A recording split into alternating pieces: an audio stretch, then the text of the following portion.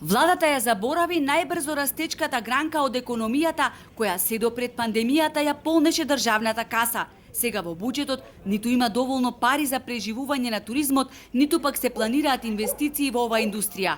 Ако е за верување, владата без да наведе конкретни информации се пофали дека во наредниот период во Македонија ќе се инвестирале околу 8 милиарди евра, но од нив ништо не е предвидено за развој и поддршка на туризмот. Гневни реагираат туристичките работници.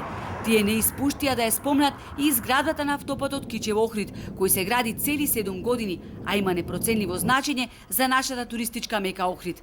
Меѓутоа, тотално разочарување беше кога откривме дека во тие 8 милиарди евра скоро и да не постои индустрија што се вика туризам и угостителство.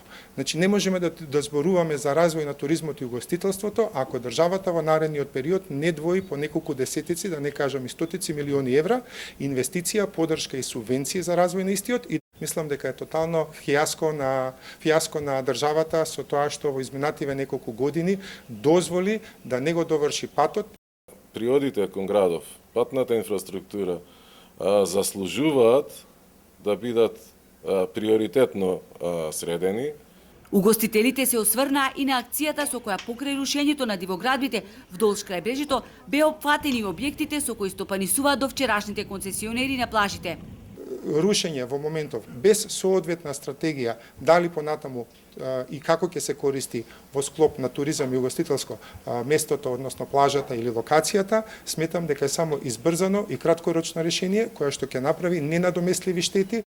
Еден од најголемите проблеми се и протоколите кои се неприменливи, односно се носат во последен момент. Ние уште лани поднесовме унифицирани предлог протоколи за работа на угостителските објекти од целокупната индустрија, но наместо навремено да се разгледаат за да знаеме по кои услови, кога и како ќе можеме да работиме, сега се соочуваме со тотален хаос.